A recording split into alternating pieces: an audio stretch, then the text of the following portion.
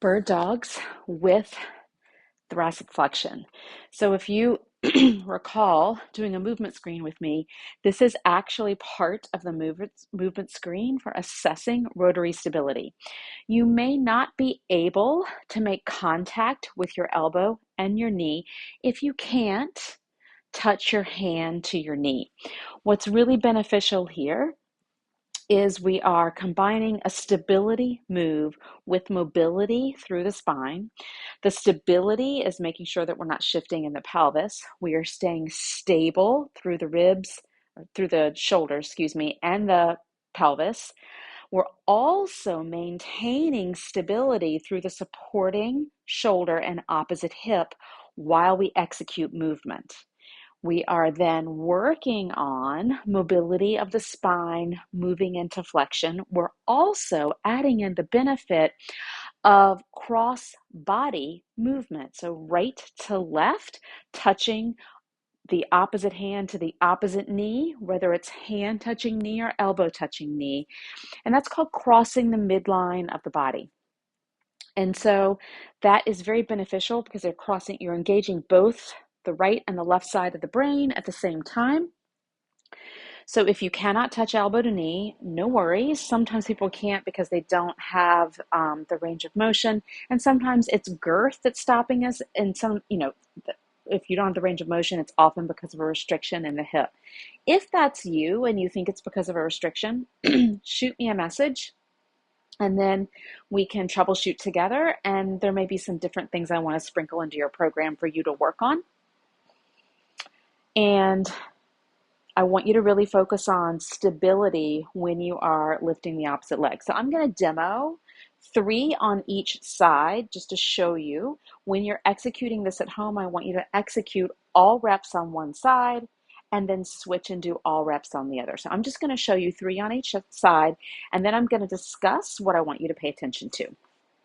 So hands right underneath the shoulders. I'm going to gently draw the belly in. Toes are tucked under. Knees are right underneath the hips. So a nice strong quadruped position.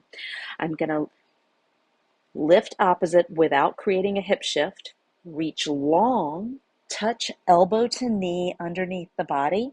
Reach long. Plant. Reach. Touch. Reach. Plant. Reach. Touch. Reach, plant. Switching sides. Reach without a shift. Touch, reach, plant. I actually did not touch on that one, so we're going to make sure I touch this time. There we go. And I'm going to show you this last one. If you can't quite touch, just bring your head down to create the thoracic flexion. Look as far as you can under the body. Touch the hand to the knee, and then reach long. All right? So what you want to pay attention to here, a couple things to make sure you don't happen. Just notice if they do for you and work to correct it. You want to make sure that as you lift opposite, you don't collapse through the supporting arm. You want to think about pushing the floor away before you even start.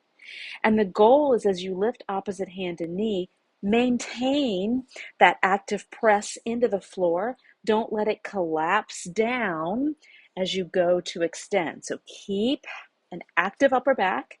Reach long. So the reach here is the next mistake a lot of people make. They tend to reach and lift, and that brings movement into lumbar spine. Instead, I want you to think reach and length. Think reach for length here, or long and low is another good cue that can help people. See, as I talked, I started to collapse through that shoulder.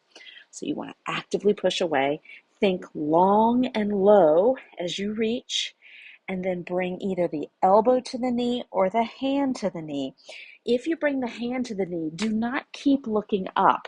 Bring that head into flexion because we're challenging there mobility while we're maintaining stability with the supporting opposite hand and hip, all right, shoulder and hip. Reach out if you have any questions on executing it. I recommend toes tucked. If you want to have toes flat on the floor, you can if that feels better for some reason. If you have something going on with your feet and you don't want to have the toes tucked, but I find it easier with my toes tucked underneath, and play around with it. Have fun.